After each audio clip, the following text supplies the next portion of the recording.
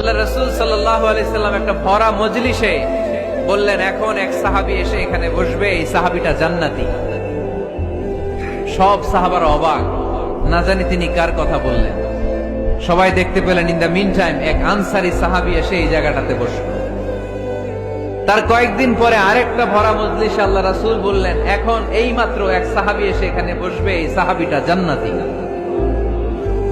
ঠিক ওই দিনও ওই আনসারী সাহাবীটা এসে ওইখানে বসেছে। আবার কয়েকদিন পরে আল্লাহ রাসূল সাল্লাল্লাহু আলাইহি ওয়াসাল্লাম বললেন, এই মুহূর্তে এই মজলিসে এমন এক সাহাবী ঢুকবে, এই সাহাবীটা জান্নাতি।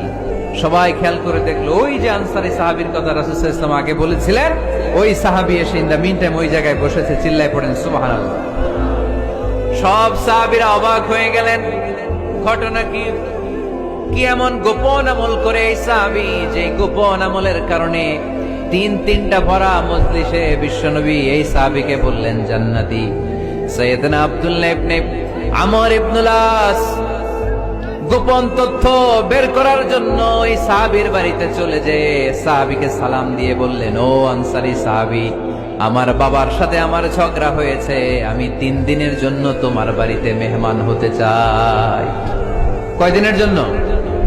3 দিন। ওই আনসারী সাহাবী বলল, আহলান ওয়া সাহলান, খুশআমদেদ, আপনি আমার মেহমান হবেন, এটা তো আমার সৌভাগ্য। আসেন, থাকেন, এই ঘরে আমি থাকি, এই ঘরটা ফাঁকা, আপনি এখানে থাকেন। এবার আব্দুল্লাহ ইবনে আমর ইবনুল আস খেয়াল করলেন কোন গোপন আমল করে কিনা, কোন নেক আমল আছে কিনা এই সাহাবীর, যে কারণে 3বার বিশ্বনবী এই সাহাবীরে জান্নাতি বলেছে। 3 দিন টানা 3 দিন লক্ষ্য করার পরে সাইয়েদনা আব্দুল্লাহ ইবনে আমর ইবনুল আস এই সাহাবীর মধ্যে তেমন বিশেষ কোন নেক আমল, গোপন আমল আর দেখতে পায়নি। 3 দিন যখন শেষ, যাওয়ার পথে বলে, ভাই, আসলে আমার আব্বার সাথে আমার তেমন কোনো ঝগড়া টগড়া হয় নাই। ঝগড়া টগড়া কিছু না, আমি বিশেষ একটা কারণে এসেছি। 3বার বিশ্বনবী তোমাকে জান্নাতি বলে ঘোষণা করেছে। আমি দেখার জন্য এসেছি যে তুমি কি আমল করো, কিন্তু আমি তো বিশেষ কোনো আমল দেখলাম না। নামাজের সময় নামাজ পড়ো, তাহাজ্জুদের সময় তাহাজ্জুদ পড়ো, কোরআন তেলাওয়াতের সময় কোরআন তেলাওয়াত করো, আমি যা ইবাদত করি তাই তো করো, বরং আমার চেয়ে আরো কম করো। কি এমন তোমার আমল যে আমলের কারণে বিশ্বনবী তোমারে জান্নাতি বলেছে?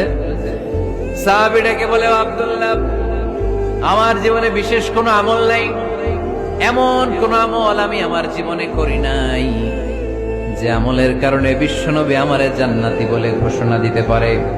তবে হ্যাঁ, এমন একটি আমল আছে, প্রতি রাতে ওই আমলটা করে আমি বিছানায় ঘুমাতে যাই।